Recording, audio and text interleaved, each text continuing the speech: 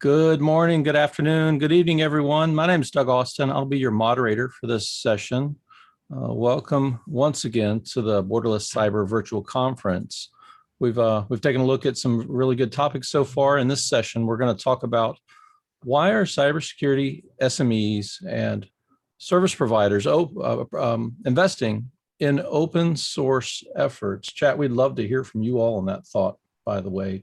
After we do some introductions and a question or so, I'd love to look back over at chat here and see what questions do you have about investing in, maybe it's open information or open source, but certainly, how do the OASIS projects, the OCA projects affect you, and what are your thoughts around that? We're glad to have everyone here, and we look forward to your questions as much as we've got some good ideas prepared for the panel here today. I'll start with Vaughan Shanks. Vaughan's the CEO of Cydarm, and everyone, a big thank you to Vaughan. It's 4 something in the morning where Vaughan is. Quite a trooper. Vaughan, good to see you. Please introduce yourself, and thanks for coming today. Yeah, thanks, Doug. I'm the co-founder and CEO of Cydarm Technologies. This is a company that I started in 2017, so we're in our 4th year now. Prior to that, I worked mostly in the Australian federal defence and national security, and that was both here in Australia and also as an integrated officer in the United States for several years. And that's both as a government employee and later working in a Silicon Valley-based vendor. So my company, Cydarm Technologies, we are a software vendor, and we make a case management platform for security operations teams to enable them to work better and faster. And this product is based on the kinds of challenges that I came across working in government space. So our product is based on the idea of collaboration across different levels of experience and trust. And we're members of the Open Cybersecurity Alliance, and very excited to be here to talk about borderless cyber. Thank you, Vaughan. We appreciate it. Next is Neal Dennis. Hi, Neal. Neal's with Cyware. Neal, tell us about yourself and about your work. Sure. Neal Dennis, once again, I'm a threat intel specialist and kind of ISAC, CSM, client success manager through for our sharing communities, amongst many other things. So Cyware's been around for about 4 or 5 years now, plus, and our entire focus is on collaboration and kind of that fusion mentality, both inside orgs as well as within the communities at large. So, we bring to bear a lot of things around information sharing in particular. So the standards like this that we're going to be talking about are very important to us, because without them, we have to kind of figure it out ourselves, but then we won't be able to talk to our counterparts across the table very easily, right? So we're all about info sharing, cyber fusion, collective defense mentality. And with respect to OCA as a whole, that obviously helps build into that overall posture and allow us to do our job a lot better. So nice, Neal. Thank you. And then our third panel member here is Elvis Hovor. He's with TruSTAR. At least I think he's with TruSTAR. I see it on his screen there and on his jacket, but I think they've got some really pretty cool news to share with us.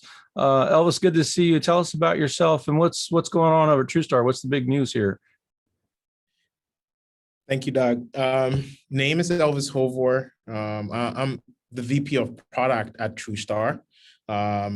Little bit of a background on TruSTAR. TruSTAR was built, I think, from the ground up to be a sharing platform, a secure sharing platform for threat intelligence. As we matured, we focused a lot more on, data sharing through automated processes for our customers within their workflow apps.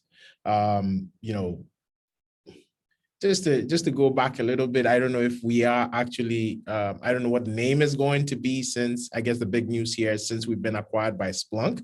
It is an exciting time because Splunk is also a data-focused platform, and they are, an open ecosystem, which kind of aligns very well with what we do, and some of the, tenets of the LCA. So I'm very excited to be here today. That's awesome, Elvis. I think probably most folks in the room here have heard the name Splunk before, just a few times. That is some really cool news. Congrats on that. Let's start talking about OCA projects, right?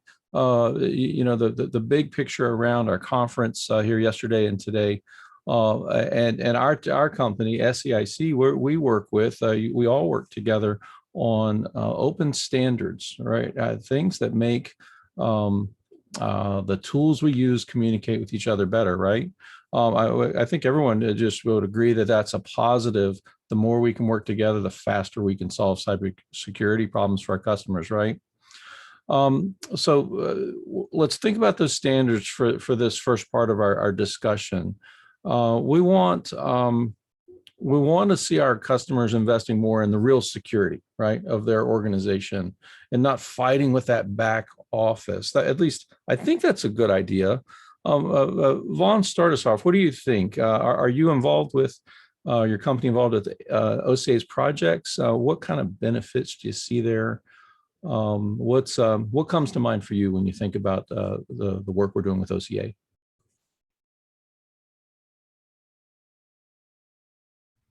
I'm on mute. There's always one, isn't there, in every online meeting.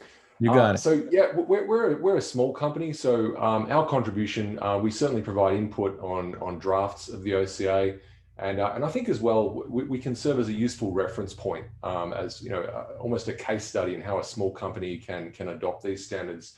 So let's focus in particular on STIX. So STIX is very widely used as a threat intel exchange mechanism. But to my knowledge, it hasn't been used to a great extent outside that set of use cases in threat intel. And what many people don't realize perhaps is that STIX has much broader applicability. And so at Cydarm, we've been exploring, as a case management platform, threat intel is only one part of what we consider. And so we've been using STIX for representing a variety of event data. So information about people and organizations and assets even. And I think STIX is quite beneficial in it provides a common language for modeling all the different business objects in cyber. And obviously 2 weeks ago, we saw STIX become, was ratified as a standard. So that's pretty exciting news.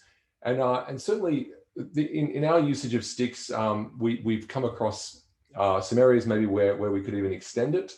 And what I'd like to see, for example, is modeling of IT assets beyond just C2. A lot of the focus seems to be on C2 infrastructure. And I think as well, you could extend it into non-IP networks. There's a lot of talk at the moment about ICS, especially in the wake of some fairly large-scale infrastructure type concerns. And I think too as well, if we had a way to represent the access control aspects of STIX beyond TLP, if we could extend those marking definitions. So I think that these are all areas where certainly as a smaller organization, with maybe a lot fewer resources, we still see ways we can contribute to that conversation and enhance the state of the art. Nice. One of the conversations I've heard, you mentioned commenting on the architecture, right? There's also inside the architecture group, we've been talking about the ontology, all the nouns and verbs. And so I think there's a good conversation going on there. If folks on the call have not, don't know about that, I see Russ Warren's on the call. Russ Warren knows all about that. Quite a few folks putting their heads together to talk about how to extend the tools and make those work further. Elvis, Neal, what do you have to add there? Any thoughts come to mind? Yeah, I think Vaughan kind of hits the nail on the head there about the extensibility. I think that's kind of a key thing as, once again, looking at TruSTAR as a data management company, looking at Cydarm with case management and the use case that Vaughan mentioned, then ourselves trying to help kind of provide a central focal point for things like this. It's all incumbent upon us to try to help make that standard more interoperable just outside of just cybersecurity terms. And I think STIX has the capability very much, right? We all agree on that. And then educating people on that and helping them adopt that flow. So, when something physical cybersecurity or when something physical kicks off, we can tie that back to a cybersecurity event, but have the systems in the middle understand that simple standard of data sets, right? And I think that's what we're all striving for. But we're to the point now where I think with STIX anyways, that the extensibility is there for the most part. The concepts are there pre-grafted well. We just need to get to that adoption phase and figure out how to get more companies on board with this idea. I mean, we've got a good core set of people here, good core representation of what it means to do this, but the adoption is still lacking, right? There's still some hurdles to overcome with that particular aspect. So trying to figure out what we can do to facilitate that better and move it forward, what would, for me, would be kind of key requirements right now. See, the Marine in the crowd can't talk. Vaughan can't get his button off, but I can't talk, so we're good. Yeah, just to add to what, both Neal and Vaughan have said, the good news is STIX has come a long way, right? The extensibility of STIX is decent. You look at any other standard around there and you can see how easy it is to use STIX, how easy it is to be able to extend it. One of the biggest barriers is adoption, right? If we get more and more adoption, the idea of sharing threat intelligence seamlessly, using it within our tools seamlessly becomes, really easy. For most products, like we are making the investment into STIX to ensure that we are able to connect with other tools and partners a lot easier. But if the partner isn't ready to receive it, there's always going to be a barrier for it, right?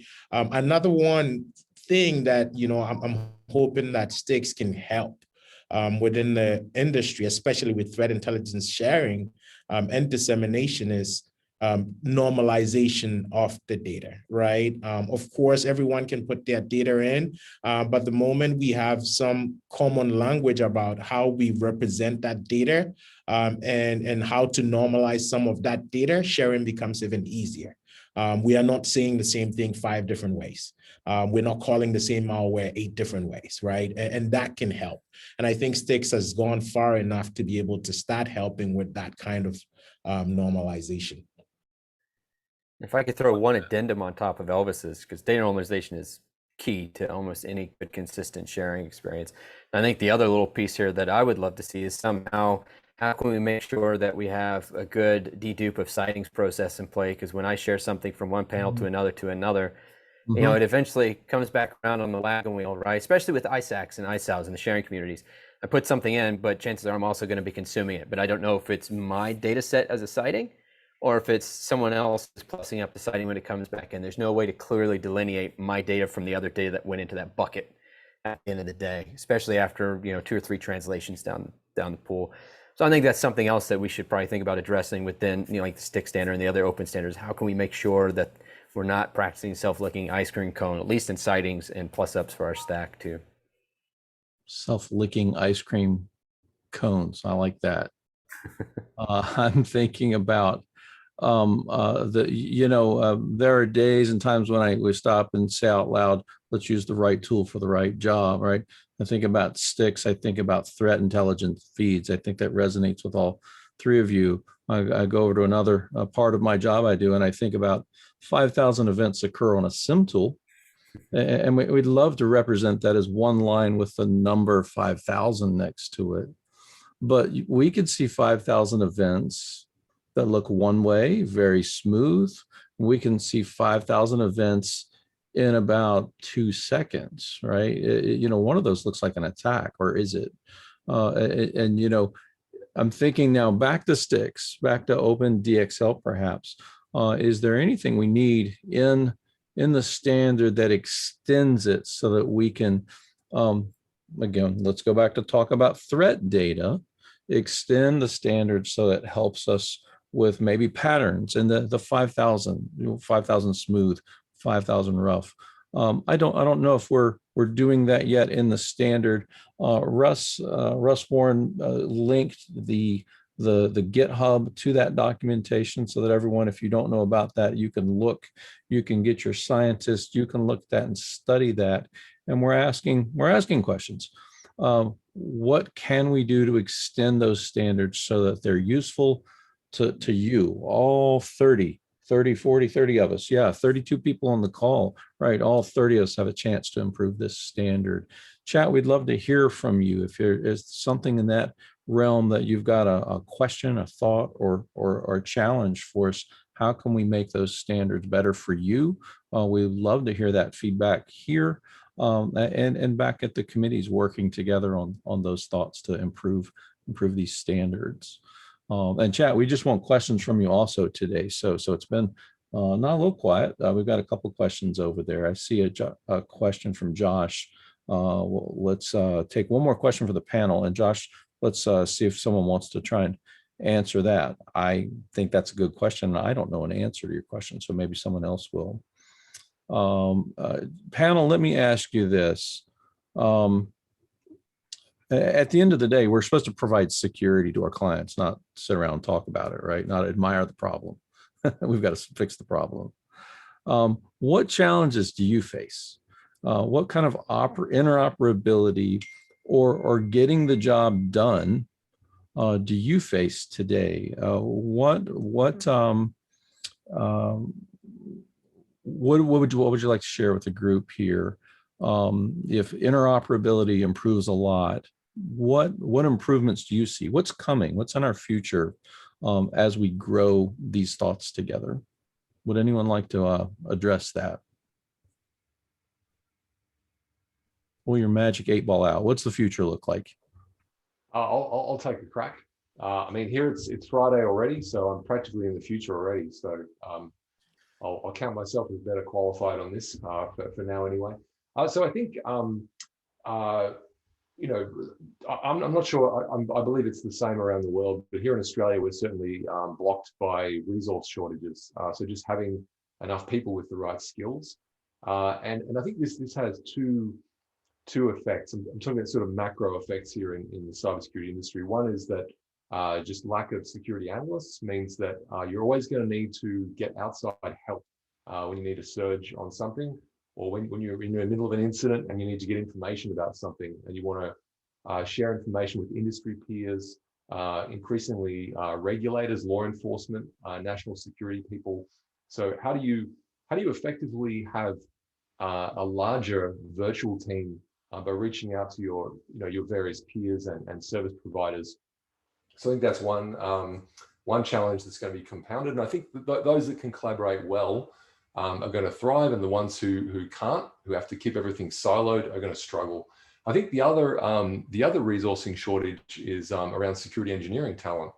I see a lot of organizations trying to stitch together some kind of orchestration solution, and they straight away find they need to hire security engineers, often instead of SOC analysts, or almost the same number of people to do the engineering. And I think that if you look at both those issues, on the one hand, there's a collaboration issue, and that can be to some extent mitigated by at least speaking the same language, so you can bring in outsiders and communicate with them, and sharing through the ISACs, for example. So yeah, just more eyes and ears across the industry.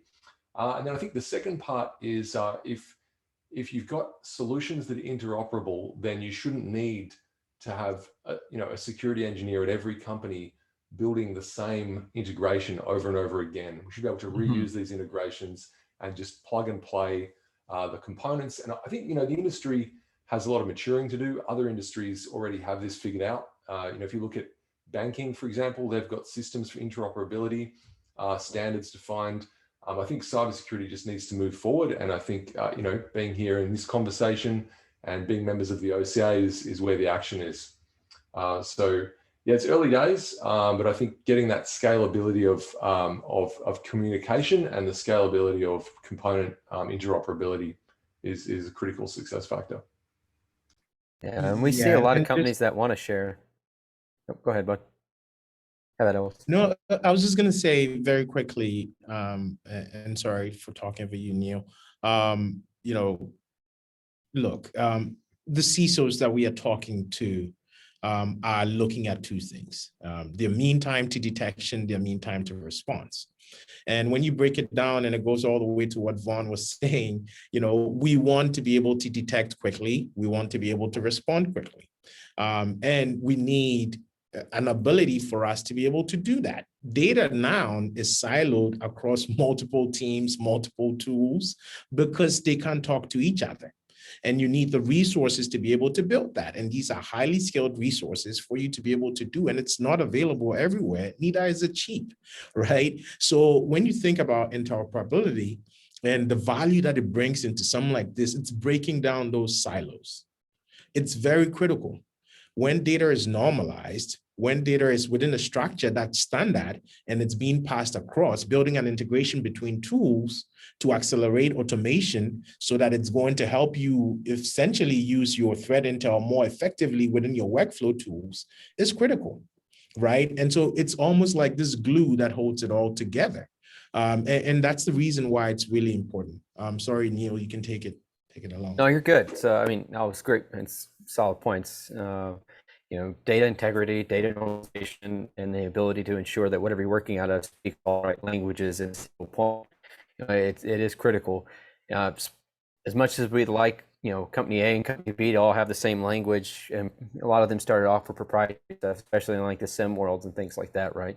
So it's incumbent upon third parties to come in, make the translation, make the work happen, and the flows happen between them. And I think that's where companies like ours, across all three of us, kind of tend to shine a little bit from experience here. Is we all have our variations on that data management piece, but we all do a pretty good job trying to make sure the translator's in place between all these things and help that interop happen. On the sharing piece and the automation piece, working a lot of ISACs right now, directly 15, 16 plus whatever it is right now that I have the fun of discussing things with every day. The want to share is there, the desire to share is there. It's just sometimes the ability, both whether from the member state or from the actual ISAC, is not up to snuff relative to the technology that we're bringing on board. So overcoming the technology hurdle, putting the right orchestration things in play day one. Sometimes it does take a little bit to get it started, but a lot of people look at it from a very fundamental use case of trying to solve only what the IR analyst is doing to do basic research. When if they took the time to interop all that into their information sharing, these communities would grow exponentially in what they're putting out value-wise. And the standards like sticks and everything else out there allow them to do that. It's just they don't take advantage of it day one, and it's not culturally ingrained into their psyches yet to do that outright. They're still doing things very manual. Some of that's on purpose, some of that's out of fear of sharing stuff they shouldn't share, a whole lot of other things to overcome. But I think at the end of the day, data normalization and standardization across the board and automation from the get-go is a great way to start getting into that mindset and overcome those information management. I hear a positive story there, guys. I think back to, I actually started working in this industry roughly for a company named GTE. If you're here in the States, you'll know that GTE is no longer around the way they were a long time ago. And back then we had customers we worked with in law enforcement that even amongst law enforcement, they weren't sure how to share threat intelligence data a long time ago. And now, Neal, I hear you saying, I hear all of our companies saying, and I'm grateful, I'm glad to hear it, our customers want to figure out how to share appropriately. It feels like attitudes have changed in my career. From not wanting to wanting to share, and that's a good attitude, and these tools are going to help us get there, right? But that is a change, I think, that's happened in our lifetimes, which is great, and we probably still telecom flashbacks for the win, right, Jamie? I hear you. We had an earlier question, and I tell you what, when I was working with everyone here, it turns out we put our heads together about a week or so ago to get ready for today.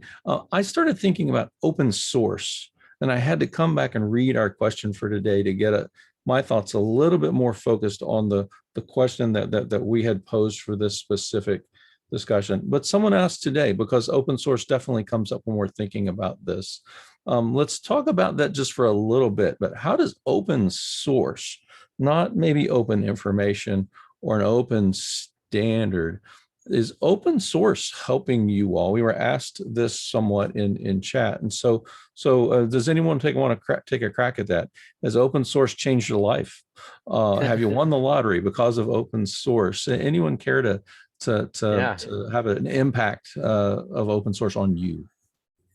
I can personally share, as a threat intel analyst on both government and commercial side of the house, before a lot of these larger companies started coming up, commercial like ours and like the rest represented in the room, we had open source tools out there to do things like MITRE, like MISP and other things to help make my life a little less complicated.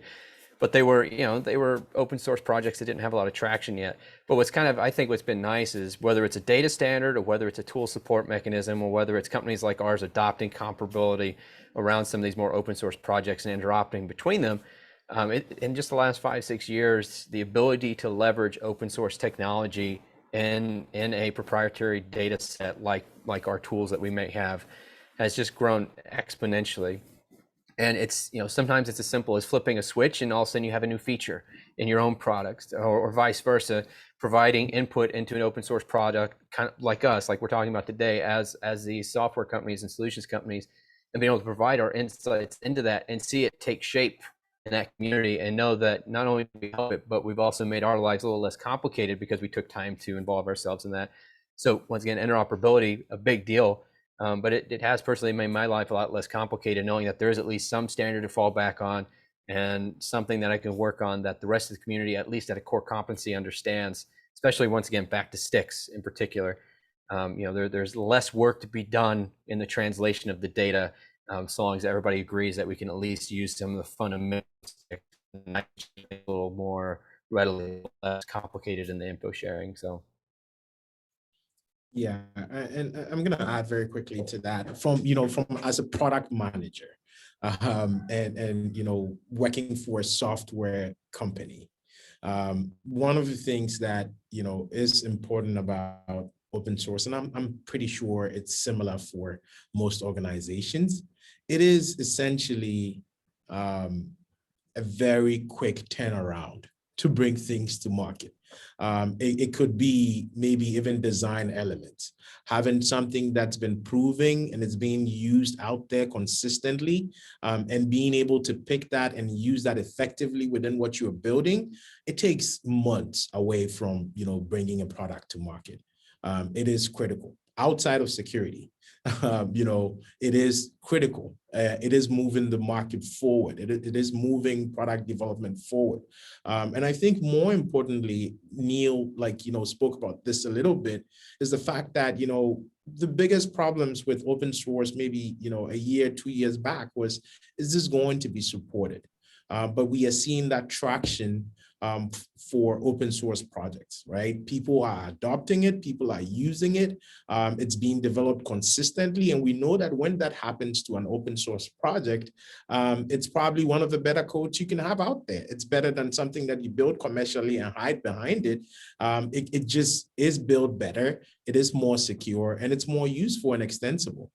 Outside of that, for a company like TruSTAR, it also gives us an ability for us to be able to build integrations into tools that is not too vendor specific, right? Like Neal said, one of the ways that we would build an integration and try and test something out or a capability out is to build it into MISP. We know right away that there are at least 15 MISP customers that we can reach out to. We know exactly how the tool works because we can virtually go and read everything about the code and see if it's going to work with us, right? It just opens up doors and gives you access to a community of users also. Yeah, I definitely echo the points that Elvis and Neal made, and yeah, as a small company, we certainly leverage open source to rapidly develop new things, and I think it's a real driver for innovation. If you want to have young companies come up and develop novel solutions, then having that open source is a great way to get that innovation accelerating ahead. I think the other really useful thing about open source, I mean, if you look at something like OpenDXL or Stix, where it's a great idea, it's out there, it's defined as a standard or a spec, but it's very hard to actually drive adoption if you don't have an embodiment of that standard. So you can read the Stix 2.1 spec and it sounds great, but you're going to come away thinking, how would I actually implement this? And so then you turn around and read, look at the source code for, say, Stix Shifter, and you can see straight away, well, here is an implementation of how you could actually use Stix in a very practical problem space to solve a real world challenge. And so I think that will actually, to Neal's earlier point about, how do we get these standards to be adopted? and move things forward and increase interoperability. I think having the implementations, the reference implementations, even if someone leapfrogs that and builds their own, their own proprietary implementation later, at least the idea is proven in a way that that we can see that this can work and it does have practical outcomes. I'm sitting in an interesting position here listening to all of you, and I'm getting a couple of private messages from folks who are listening to us. There are a couple of themes that we've talked about, and then the questions that I see a few in chat and a couple of private messages also are actually about software, not about a standard, not about the application of that. In some ways, the theme may be, how do we trust open software?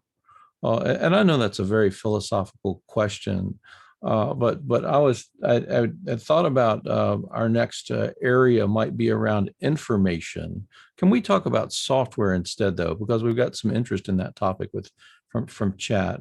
How does your company make sure you've got a good bill of materials for the software you're using, and building yourself a little less so, but I have a specific example in mind. No one wants to have to write Open SSL if they can just use Open SSL. Okay, or I see some head nods there. I think chat might agree with me. That's a pretty tough thing to take on. And where did you get that latest Open SSL? Because you do know you have to keep up with it, right? I hope you're not running 1.0. That would be wrong. Okay, I get some smiles there, right? Can I get an amen chat, right? There's a certain version of Open SSL you want to be using now and not some of the prior ones. What if you forgot? How are you trusting software? And the software bill of materials, a topic that wasn't in a session yesterday where I understand that was discussed. But whether it's a software bill of materials, an assurance model, what are you doing for your projects to make sure that the information is trustworthy, that the code is trustworthy? Anyone want to tackle that one? It's a fun one, isn't Maybe it? yeah, I'll kick it off, and Neal, you can jump in right after. So I think for us, especially TruSTAR going through an acquisition recently, we needed to go through that process, right? The good news was this, I think for a very long while, because we knew we were going to, one, be investing in the open source and, what's the right word, community, and be using open source products, we always maintained a culture of updating. It was really important to be on the most recent version and take that seriously, right? It is the one thing, it's almost consistent for every software you buy. You got to make sure you have a plan to update it, get on the newest version. That's one of the ways that you make sure that you are not running vulnerable code within your product. Open source software isn't any different. And I think that's the thing, that's the main barrier for a lot of people. When you maintain this, bill of material, it's a good way for you to know when to update. A commercial vendor might send you a bunch of notices, right? An open source project that you use, you might not maybe necessarily follow those, what's it called?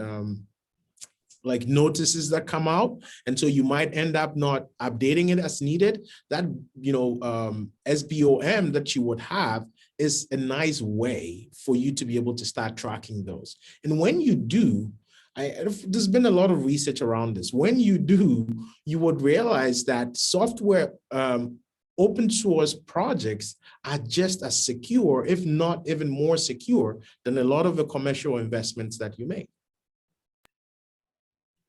Yeah, I guess I'll build on Elvis there. That last point, and I think that's probably one of the best points I think there, because would you rather have proprietary code that nobody can pen test and vulnerability assess effectively, or would you rather know that you're built on something that the community is very capable of testing every day of the week? and finding exploits or vulnerabilities within that system, right? And so I agree with Elvis. Most of the open source code that we're going to interop into products is going to be so well tested and continuously tested. It's not just a random one-off thing that's, you know, people find stuff. There are people in these communities, especially for these larger standards of open source products, that are out there daily testing these things. They have access to the source code. They have the ability to do all this. So by inherent to the process, I think most of that's going to be more secure than some proprietary software that's sitting behind locked doors. It also depends on your risk, right?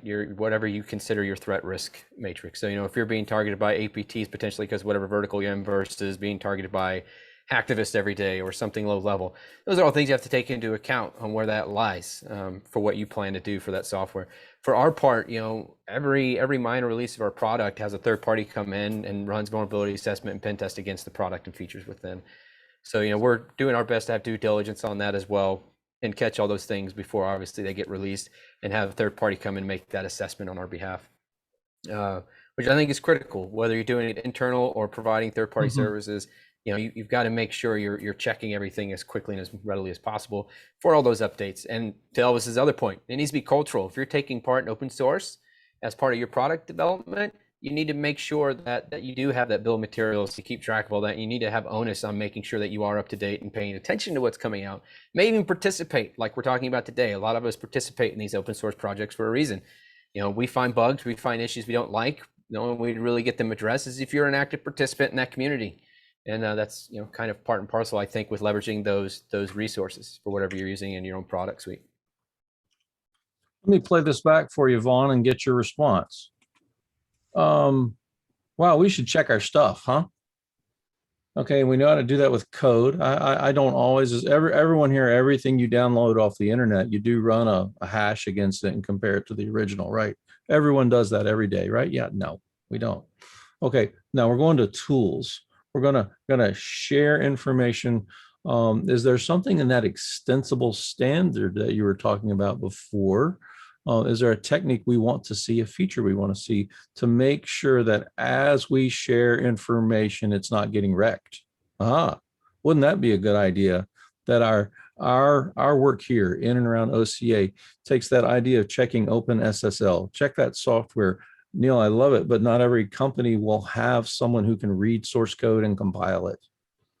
All right, and if that code is a very complex machine learning algorithm, even the people who could compile it might not understand it. If it's crypto, right? It's tough stuff. Vaughan, is there a lesson to learn? How are we going to improve information sharing so as we pass how about a firewall address we all want to block?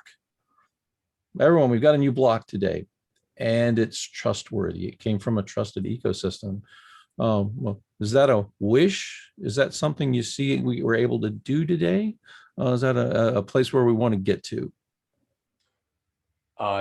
If I understand the question correctly, yeah, I mean, obviously, yeah, we need to, I mean, I think trust is the underpinning of all cybersecurity. I think I read just a couple of days ago, there's a new variant of malware that's out there in circulation, which is actually signed with a Microsoft code signing certificate. So incidents like that, I think, can really can I guess undermine that trust. So we need to be very careful to I guess to implement robust PKI architecture and make sure we know who's able to sign code. I think though a lot of it really is about and this is coming from the perspective of a product company. I'm a technical, I have a very technical background, so I'm on the tools nearly every day as a small company leader, and really it's about setting up your development environment so that you can in fact do software vulnerability checks as part of your continuous integration. So being able to quickly pull back a list of all of your dependencies and check them against the latest updated common vulnerabilities and exposures, and flag anything that you need to have a developer go back and look at. Do we need to upgrade this library?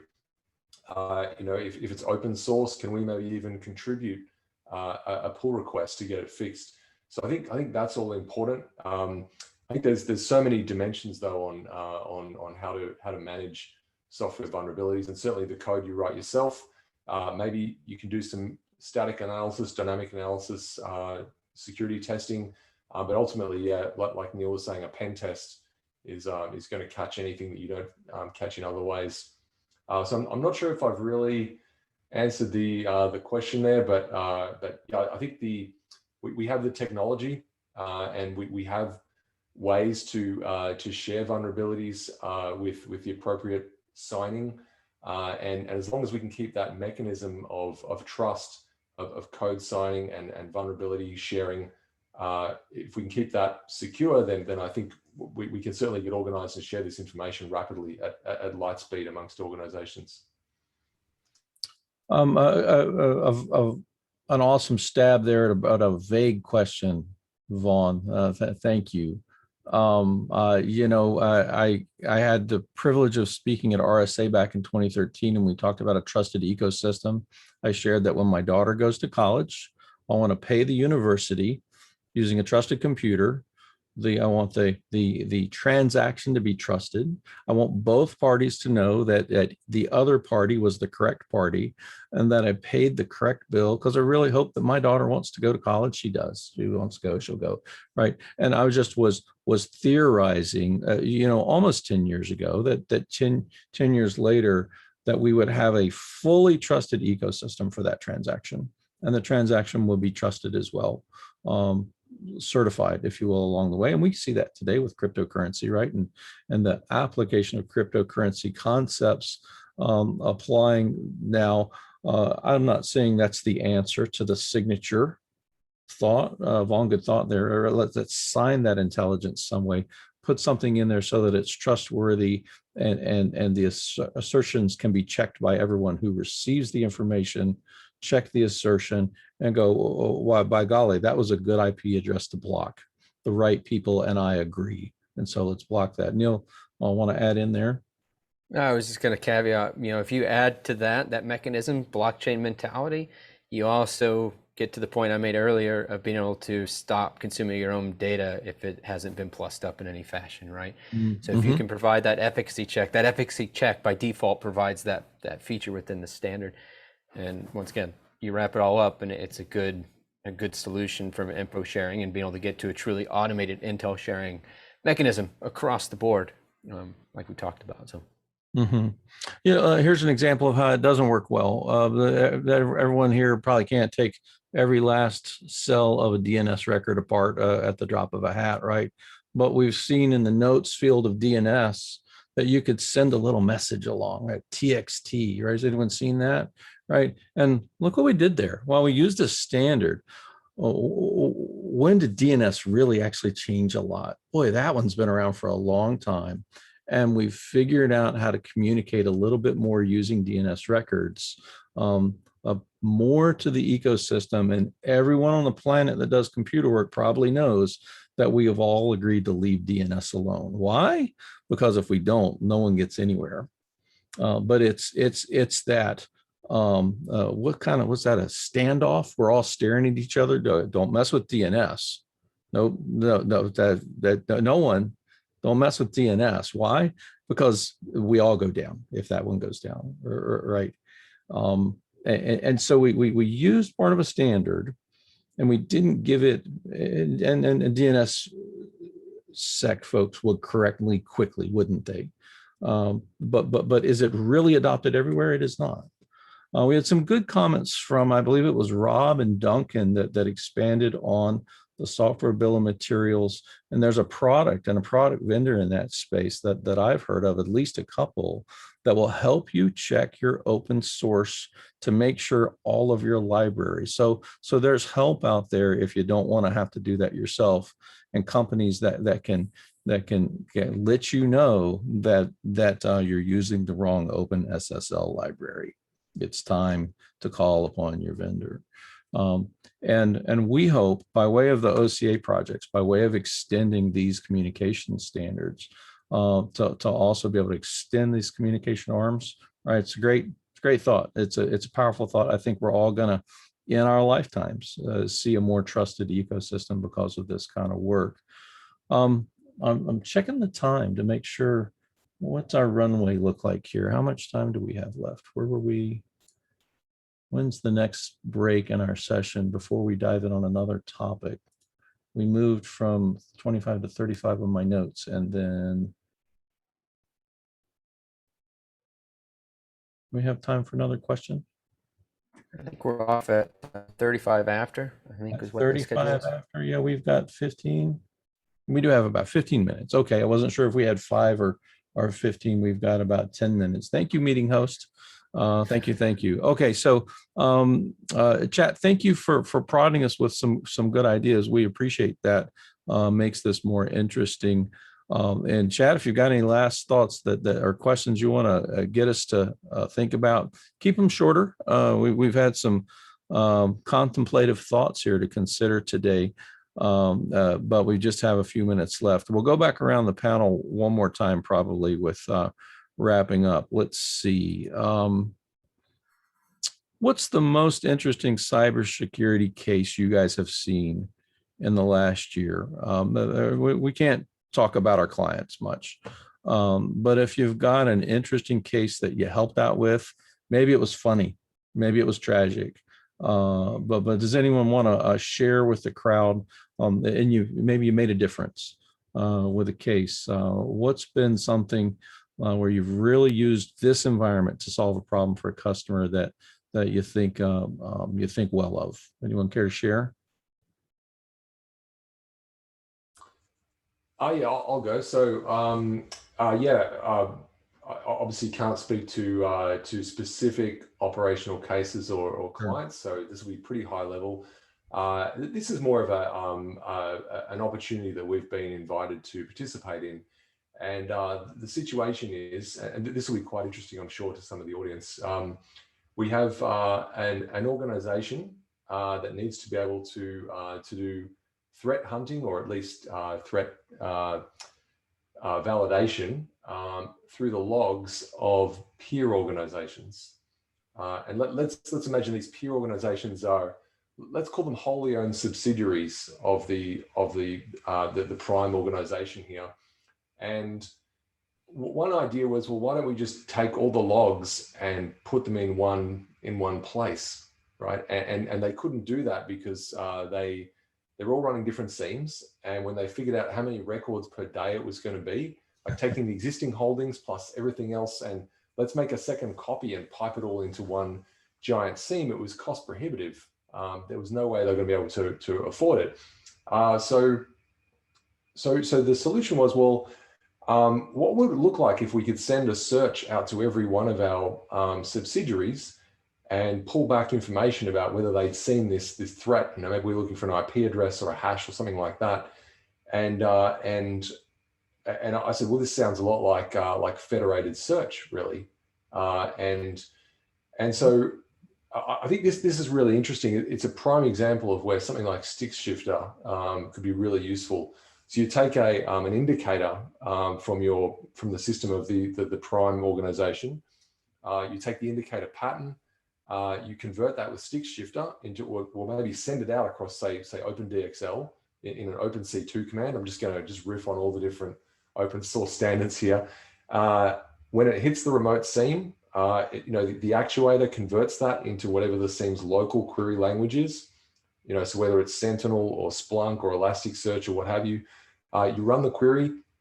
You take the results in the native format. Use Stick Shifter to convert them back into sticks. So now you've got sticks observables, and the sticks payload gets sent back over the OpenDXL fabric to that central location, and they can marry all the data together in one normalized format. And this actually was, it was the first time I'd seen a really, really good use case for Stick Shifter, and yeah, quite exciting. So yeah, hopefully that's inspiring to some people. Terrific. Yeah, I do have, maybe I don't know if it's going to be as interesting, but, with COVID-19, there was a lot of, if you remember, the latter part of last year, there was a lot of phishing attacks Mhm. going on. Mhm. So, what we were able to do, and this just speaks to, two things. One, the fact that organizations are more willing to share. And two, interoperability, is a driver to protecting yourselves a lot quicker. So, a lot of companies, and these are big companies, came together and decided to share some of the intelligence that they had around that because they were being hit. They were seeing some of it. They decided to create essentially, you could call it a sharing group. They dumped all of their, investigations and some of the phishing events that they had seen, and they started sharing amongst themselves. And this was completely, what's the right word for it? It was like unprecedented because one, we didn't go looking for these, big companies to start sharing information. They just came up with it and said, hey, I have this information and I want to share it across for people who need to use it. And the valuable part about that is that a lot of our customers were able to just turn it on and start consuming these high fidelity indicators to start using within the organization, just because it was presented to us in a format that was consumable. And because we had built a platform that allowed us to connect to things or other tools to sticks. They were able to pull that information out and use it right away. So this is something that all happened within a matter of 3 days. We had, about 10 of the biggest companies around sharing information and being consumed already within a matter of 3 days. Very promising. And I have a very comparable use case to Elvis's that I like too. It's more or less same scenario. It's kind of nice. It's inspiring to see over the last year or two, more communities coming together and sharing, more people building communities even is trying to figure out ways to share. And I've worked in the ISAC realm off and on now for about 5-ish years. I used to work at the retail ISAC and trying to get people to start not just the member sharing, but trying to share with the other communities. And when I came over to my current company, I think one of the cool things was we went from very, very quickly during COVID, we went from, kind of these little silos within the communities themselves. There's still stuff out there with like National Council of ISALs and ISACs, NCRI and all those, where they, data sharing there. But what was really neat about midway through the year last year, a lot of these communities took it on themselves to start trying to, share in a more succinct fashion, interrupt a little bit better, since by proxy being on the same platform makes it a little less complicated, but the standard behind it is it's a standard. It's still, we use leverage sticks and things like that to make all this happen from machine to machine. And we went from having maybe 1 or 2 communities that were directly sharing to now it's some 50-ish% out of the 15. So about 8 or 9 communities interoperating their data. And it's kind of neat to see the outcome of that, because we also have some good scenarios where some of the members have said, hey, without this data from X community, this bad thing probably would have happened to us. So thank you all for working all that kind of thing. So it's neat to finally see, the information sharing use cases playing out in near real time, and from my exposure anyways, and seeing the actual benefit of it all play out like that. So. I love that, Neal. Thank you. And I'll tell you what, everyone, if there's something I like about the title solution architect, is that it's broad enough, it sounds broad enough that you get to do a lot of different things, which really is just code for you to learn something every day. And I certainly learned a couple of things here, some great ideas there, gentlemen. Thank you, panel, for sharing thoughts on how to put the standards we have and the standards we want to have to good use. Appreciate your all's involvement. Chat, I'll wrap us up here. Thank you all for providing us with some good thoughts, suggestions, ideas, and questions for sure. We appreciate you all as well. I think we're within just a few minutes here of our session end, and then there's a break to next, I believe, keynote speaker for today. And so, Elvis, congratulations. And Vaughan, thank you. Neal, thank you. And everyone, we appreciate your involvement here today. We'll conclude this session here. Thanks.